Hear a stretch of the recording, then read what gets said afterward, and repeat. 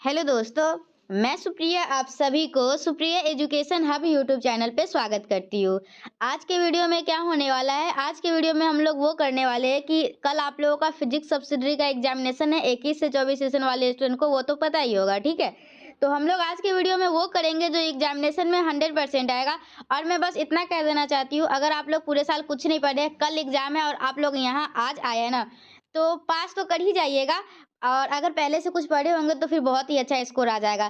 तो अगर आप लोग पहले से कुछ नहीं भी पढ़े हुए तो एक दिन में कुछ ज़्यादा पढ़ सकते नहीं है। तो आप लोगों को करना क्या है, इस वीडियो को पूरा देखना है और अपने जितने भी फ्रेंड्स हैं ना जिनका फिजिक्स सब्सिडरी है, सबके पास इस वीडियो को शेयर कर दीजिएगा। अगर आप लोग शेयर करते हैं अच्छे तरीके से तो मैं केमिस्ट्री सब्सिडरी का भी ऐसा वीडियो ज़रूर लेके आऊँगी, ठीक है। तो चलिए सबसे पहले हम लोग टॉप 10 क्वेश्चन विद सॉल्यूशन कर लेते हैं, फिर और भी कोई इंपॉर्टेंट क्वेश्चन मुझे लगेगा तो वो भी करेंगे। तो चलिए क्लास को स्टार्ट करते हैं, ठीक है। सबसे पहला क्वेश्चन क्या है, deduce a formula showing variation of a mass होगा, ठीक है, variation of a mass of a body with its velocity. तो आप लोगों को क्या करना होगा, आप लोगों को एम और वी में रिलेशन बताना है। तो मैं आप लोगों को बता दूं, देखिए मैं प्लेलिस्ट में मैं आप लोगों को डिस्क्रिप्शन में लिंक दे रही हूँ, जो क्वेश्चन मैं पहले से आप लोगों को एक्सप्लेन कर चुकी हूँ ना, तो वो क्वेश्चन आप लोग वहां से देख लीजिएगा, ठीक है। तो डिस्क्रिप्शन में आप लोगों को प्लेलिस्ट का लिंक मिल जाएगा। इसमें जो भी इंपॉर्टेंट क्वेश्चन है ना, अभी मैं जो टॉप 10 क्वेश्चन है ना, तो उसमें जो जो क्वेश्चन है और वो क्वेश्चन मैं ऑलरेडी वीडियो बना चुकी हूँ, तो उसका लिंक सीधा मैं डिस्क्रिप्शन में ऐड कर दूंगी। तो आप लोग को सीधे डिस्क्रिप्शन में प्लेलिस्ट लिंक लिखा होगा, फिजिक्स सब्सिडी प्लेलिस्ट लिंक, आप लोग को उस पर क्लिक करना है और उसमें 3-4 वीडियोज है, उसको पूरा देख लीजिएगा, जिसमें हम लोग पहला नंबर क्वेश्चन को भी उसमें कर चुके हैं, ठीक है। जो इंपॉर्टेंट है टॉप 10 क्वेश्चन में से भी जो इंपॉर्टेंट है वही हम लोग इस वीडियो में करने वाले हैं और ये पक्का आएगा, ठीक है। आप लोग इसको कर ही लीजिएगा तो ज्यादा अच्छा रहेगा, ठीक है। ये क्वेश्चन आप लोगों को कर लेना है, deduce a formula showing variation of a mass of a body with its velocity. लेकिन आप लोग वहां से तो देखिएगा, लेकिन फिर भी मैं थोड़ा सा इसमें भी आप लोग को दिखा देती हूँ।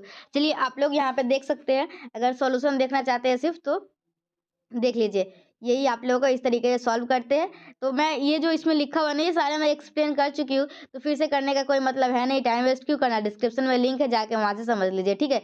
ये जो आप लोग का रिलेशन है m equal to m not upon under root 1 minus v square upon c square, बहुत ही इंपॉर्टेंट है और आप लोग को इसको याद रखना है और ये क्वेश्चन एग्जामिनेशन में आएगा। चलिए हम लोग देखिए नेक्स्ट क्वेश्चन क्या है। पहला क्वेश्चन बहुत ही ज़्यादा इंपॉर्टेंट है और हम लोग इस क्वेश्चन का सॉल्यूशन कर चुके हैं, तो आप लोग वहां से कर लीजिएगा। और भी बता देते हैं, ये क्वेश्चन नंबर 3 जो है, young modulus, bulk modulus and modulus of rigidity और रिलेशन बिटवीन इसके, तो ये भी हम लोग कर चुके हैं, ठीक है। आप लोग उस प्लेलिस्ट में देखिएगा तो पहला क्वेश्चन हो चुका है, तीसरा क्वेश्चन हो चुका है और छठा क्वेश्चन हो चुका है, ठीक है। पहला हो चुका है, तीसरा हो चुका है, छठा हो चुका है। आप लोगों को मैं क्या करूंगी, डिस्क्रिप्शन में लिंक दे दूंगी, आप लोग वहां से कर लीजिएगा। और क्या हो चुका है, और हम लोगों का और कुछ नहीं हुआ है। अभी के वीडियो में क्या देखेंगे, चलिए हम लोग कार्नोट थ्योरम का प्रूफ देखते हैं और फिर हम लोग जूल थॉमसन इफेक्ट देखते हैं, क्योंकि ये बहुत ही ज्यादा इंपॉर्टेंट है, ठीक है। तो चलिए एक बार देख लेते हैं कार्नोट थ्योरम का प्रूफ क्या है। चलिए ये पूरा रेडी, अगर ये जो भी पीडीएफ है ना टॉप 10 क्वेश्चन सॉल्यूशन का बनाया गया हुआ है, तो अगर ये आप लोग को चाहिए होगा तो आप लोग मुझे कांटेक्ट कीजिए। कहाँ पे कीजिएगा, इंस्टा आईडी है सुप्रिया एजुकेशन हब और टेलीग्राम आईडी है सुप्रिया एजुकेशन हब 01, वहाँ से कांटेक्ट कर सकते हैं। चलिए ये सारा वीडियोज मैं प्रोवाइड करवा चुकी हूँ, इसलिए मैं नहीं करवाऊंगी। और देखिए अभी हम लोग करेंगे जूल थॉमसन इफेक्ट, क्या करेंगे, नहीं कार्नोट थ्योरम पहले करेंगे, फिर हम लोग करेंगे जूल थॉमसन इफेक्ट। चलिए अब हम लोग क्या करने वाले हैं, कार्नोट थ्योरम, ठीक है। तो सबसे पहले ये देखिए कार्नोट थ्योरम आप लोगों को कहता है क्या, कार्नोट थ्योरम कहता है it states that no heat engine working between two given temperature can be more efficient than the Carnot reversible heat engine working between the same temperature. चलिए अब मेरी बात आसान से, मतलब कि अच्छा भाषा में समझना चाहते हैं तो मैं आप लोग को समझाती हूँ। कार्नोट थ्योरम कहता है ऐसा कोई भी हीट इंजन नहीं है, ऐसा कोई भी हीट इंजन नहीं है जो कि दो गिवन टेम्परेचर पे, वो जो हीट इंजन दो गिवन टेम्परेचर पे कार्नोट थ्योरम से, मतलब कार्नोट हीट इंजन जो है ना, कार्नोट रिवर्सिबल हीट इंजन, उससे ज़्यादा इफिशियंसी दे सके, ठीक है। कार्नोट थ्योरम क्या कहता है, ऐसा कोई भी हीट इंजन नहीं है किसी भी दो गिवन टेम्परेचर के बीच में जो कि ज़्यादा इफिशियंसी हो कार्नोट रिवर्सिबल हीट इंजन के कंपेयर में, सेम टेम्परेचर के बीच, ठीक है, बिटवीन द सेम टेम्परेचर। तो यही हम लोग का देखिए, जैसे यहाँ पे कोई T1 टेम्परेचर है, यहाँ पे T2 टेम्परेचर है और यहाँ पे एक मतलब कि T1 टेम्परेचर है और यहाँ पे T2 टेम्परेचर है। तो बोलता है कि जो ये कार्नोट हीट इंजन है ना, इसके इफिशियंसी को इस तरीके से डिनोट करते हैं, इसका इफिशियंसी है ना वो ज़्यादा होगा किसके इफिशियंसी से, जो नॉर्मल इरिवर्सिबल प्रोसेस होता है उससे। चलिए एग्जामिनेशन में याद रहे, चलिए डेफिनेशन एग्जामिनेशन में याद रहेगा या नहीं वो तो नहीं पता, लेकिन इतना तो जरूर याद होगा कि इसे कार्नोट थ्योरम हम लोगों को बोलता है ऐसा कोई भी हीट इंजन पॉसिबल नहीं है जो कि इरिवर्सिबल हीट मतलब कि कोई भी नॉर्मल इरिवर्सिबल हीट इंजन के कंपेयर में कार्नोट रिवर्सिबल हीट इंजन के से वो ज़्यादा उसका इफिशियंसी हो। ठीक है, मैं एक बार और अच्छे से एक्सप्लेन करती हूँ, शायद मैं कुछ अगर कुछ आप लोगों को नहीं एक्सप्लेन कर पाई होंगी। जो कार्नोट हीट इंजन देखिए, कार्नोट थ्योरम बोलता है जो कार्नोट रिवर्सिबल हीट इंजन है ना, इसका एफिशिएंसी ज़्यादा होता है, कार्नोट का एफिशिएंसी ज़्यादा होता है एज कंपेयर टू किसके? इरिवर्सिबल के। तो चलिए अब हम लोगों को क्या करना है, इसको प्रूव करना है। तो in order to prove Carnot theorem, हम लोगों को कार्नोट थ्योरम को प्रूव करने के लिए एक कंसीडर करना होगा, एक कंसीडर करना होगा रिवर्सिबल हीट इंजन। एक क्या कार्नोट रिवर्सिबल हीट इंजन होता है। ठीक है, कार्नोट रिवर्सिबल होता है।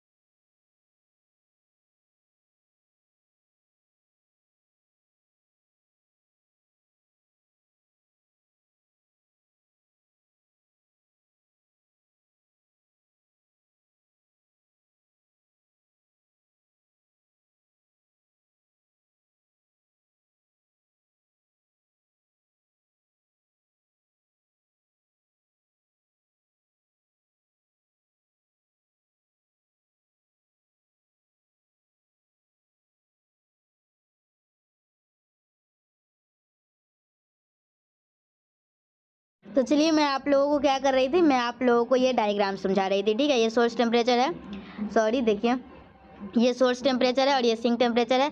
यहाँ से देखिए Q1 हीट इसमें मिला। ठीक है, तो ये W1 का वर्क कर गया और इसको मिला Q1 माइनस W। ठीक है, अब सिंक के पास है तो यहाँ Q1 निकल रहा है और इसमें W वर्क करेगा, तो यहाँ पे Q1 माइनस W करेंगे तो ये दोनों को ऐड करते हैं तो यहाँ पे Q1 आ जाएगा। ठीक है, तो ये तो हो गया स्टेटमेंट, हम लोग जान गए कि अच्छा कार्नोट थ्योरम कहता है क्या है। अब प्रूफ करने के लिए किस तरीके से डायग्राम बनाना है, डायग्राम बहुत ही सिंपल है। ठीक है, अब हम लोगों को प्रूफ क्या करना है, कार्नोट का एफिशिएंसी ज़्यादा होता है इरिवर्सिबल से। लेकिन हम लोग क्या करते हैं, देखिए जैसे आप लोग क्लास 10th में ही पढ़े होंगे ना, तो एक प्रूफ पढ़ते थे √2 is irrational number.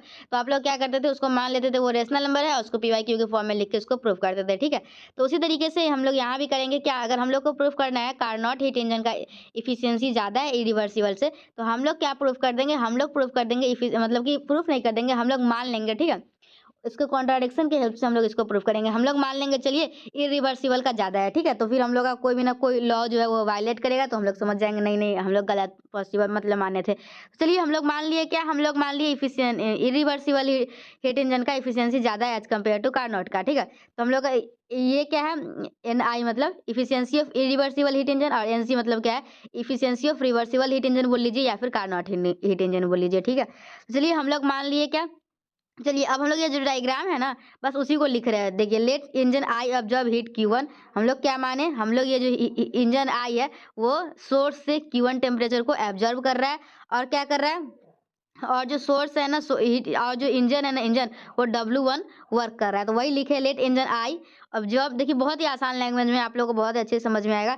Late engine आई जो है आई वो ऑब्जर्व कर रहा है हीट Q1। ठीक है, इंजन आई जो है वो ऑब्जर्व कर रहा है हीट Q1 और from source does work W1 and reject Q minus W, और ये जो है वो W1 वर्क कर जा रहा है, तो ये रिजेक्ट कितना कर रहा है सिंक को, Q1 माइनस W। ठीक है, सिंक को इतना ही दे रहा है। और हम लोग अब C के बारे में लिख देते हैं। जो C है ना वो कार्नोट रिवर्सिबल हीट इंजन, ये रेफ्रिजरेटर की तरह वर्क करता है। ठीक है, ये आप लोगों को क्या करेगा, ये Q1 minus W sink temperature से लेगा Q1 माइनस W, और W जो है वो वर्क कर जाएगा, उसमें वर्क हो जाएगा, और ये रिजेक्ट कितना करेगा, ये रिजेक्ट करेगा। देखिए जितना अगर सोर्स से लिया है ना उतना ही सोर्स के पास रिटर्न जाना चाहिए। तो बस हम लोग वही मतलब कि कहानी मतलब कि किए है। ठीक है, वही लिखे है, और वो फिर से सोर्स को Q1 लिया हुआ था सोर्स से, तो Q1 सोर्स को दे दिया। ठीक है, बात खत्म। तो इतना आप लोग समझ गए। अब हम लोग क्या करिए, हम लोग माने क्या है, देखिए हम लोग माने इफिशियंसी इरिवर्सिबल का ज़्यादा है कार्नोट से। तो अगर इफ़िशियंसी जो है ना, इफ़िशियंसी इन्वर्सली प्रोपोर्शनल होता है किसके, वर्क डन का, ठीक है।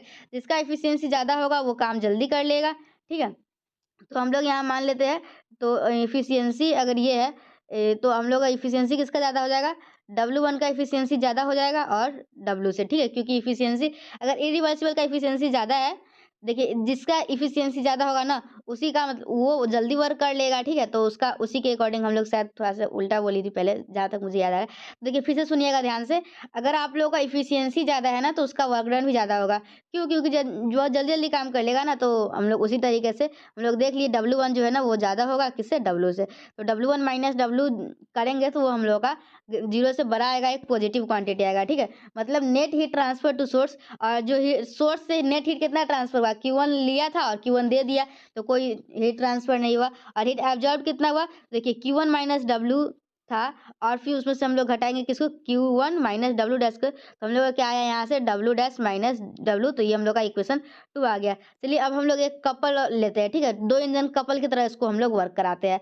तो क्या करेंगे, let us couple 2 engine together, then net work done by combined system. तो हम लोग का नेट वर्क डन क्या हो जाएगा, कंबाइंड सिस्टम का हो जाएगा W1 माइनस W हो जाएगा, ठीक है। अगर दोनों को कपल लेते हैं एक साथ और हम लोग नेट वर्क इंजन की बात किया जाए, तो क्या हो जाएगा, W1 माइनस W2। तो आप लोग देख रहे हैं इक्वेशन 3 जो है ना और इक्वेशन 2 दोनों के दोनों सेम आ रहा है, जो कि हम लोग को सेकेंड लॉ ऑफ थर्मोडायनामिक्स को वायलेट कर रहा है। तो हम लोग जो माने थे ना, इफिशियंसी इरिवर्सिबल का ज़्यादा होता है कार्नोट के कंपेयर में, तो हम लोग का ये गलत है। आप लोगों को अगर लॉ ऑफ थर्मोडायनामिक्स पता होगा, सेकंड लॉ ऑफ थर्मोडायनामिक्स, तो आप लोग अच्छे तरीके से जानते ही होंगे, ठीक है।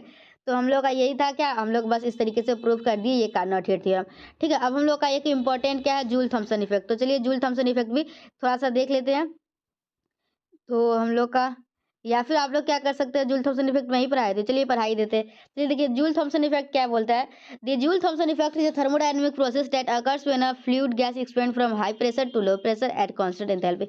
हम लोग का जूल थॉमसन इफेक्ट क्या बोलता है, समझिए। आप लोग का जो फ्लूइड है ना, फ्लूइड वो हाई प्रेशर से लेके लो प्रेशर की तरफ फ्लो करता है कांस्टेंट एंथैल्पी पे। क्या होता है Joule Thomson effect, Joule Thomson effect बस हिंदी देखिए, मेरा बात हिंदी में समझिए, लिखिएगा इंग्लिश में, आप लोगों का काम बन जाएगा, ठीक है। जूल थॉमसन इफेक्ट क्या बोलता है, हम लोगों का इसमें क्या होता है, हाई प्रेशर से लो प्रेशर पे गैस फ्लो करता है कांस्टेंट एंथैल्पी पे, ठीक है। तो principle for liquefaction of gases are liquefied apply Joule Thomson effect. और हम लोग जो लिक्विफिकेशन करते हैं ना गैस का, ये जूल थॉमसन इफेक्ट के प्रिंसिपल से ही लिक्विफाई करते हैं। क्या होता है इसमें, जब हम लोग हाईली कंप्रेस्ड गैस को एकदम अचानक से एक्सपेंड करते हैं ना, तो उसपे कूलिंग आता है, ठीक है। क्या होता है, जब हम लोग कोई भी हाईली कंप्रेस्ड गैस को क्या करते हैं, एकदम कंप्रेस्ड गैस है और उसको हम लोग क्या करेंगे, एकदम अचानक से उसको एक्सपेंड करने का आज़ादी दे देंगे, तो हम लोग को कूलिंग महसूस होगा, ठीक है। तो हाई प्रेशर से लो प्रेशर पे हम लोगों का रहता है, मूव करता है। तो ये आप लोग का जूल थॉमसन कोफिशिएंट एक टर्म आता है, उसको जूल थॉमसन कोफिशिएंट से हम लोग पता करते हैं। जूल थॉमसन कोफिशिएंट क्या होता है, जो कि हम लोग का मेजर करता है temperature with pressure during a constant enthalpy, ठीक है। तो अगर हम लोग का म्यू जो थॉमसन जूल थॉमसन कोफिशिएंट है, अगर वो 0 से कम है तो टेम्परेचर इंक्रीज करेगा, 0 के बराबर है तो टेम्परेचर कांस्टेंट रहेगा, और 0 से बड़ा है तो टेम्परेचर डिक्रीज करेगा, ठीक है। तो जब हम लोगों का म्यू जेटी जब पॉजिटिव होता है ना, मतलब कि जूल थॉमसन की इफेक्ट, तो हम लोग का क्यूपी क्या हो जाएगा, ऑलवेज नेगेटिव होगा। और ये आप लोग का ये टर्म को समझ लीजिएगा। देखिए इस वीडियो में यहीं तक रहने देते हैं, ज़्यादा लंबा वीडियोज नहीं बना सकते। और ये आप लोग थोड़ा सा देख लीजिएगा, फर्स्ट लॉ ऑफ थर्मोडायनामिक्स क्या बोलता है, यही क्यू इक्वल टू ये है, आप लोग यहाँ समझ लीजिएगा। इस वीडियो को यहीं पे ख़त्म करते हैं। और मैं बोलूँगी आप लोग को प्लेलिस्ट में जो लिंक दिया गया, मतलब कि डिस्क्रिप्शन में जो प्लेलिस्ट का लिंक दिया गया हुआ है, जिसमें फिजिक्स सब्सिडरी के सारे क्वेश्चन करवाए गए हुए हैं।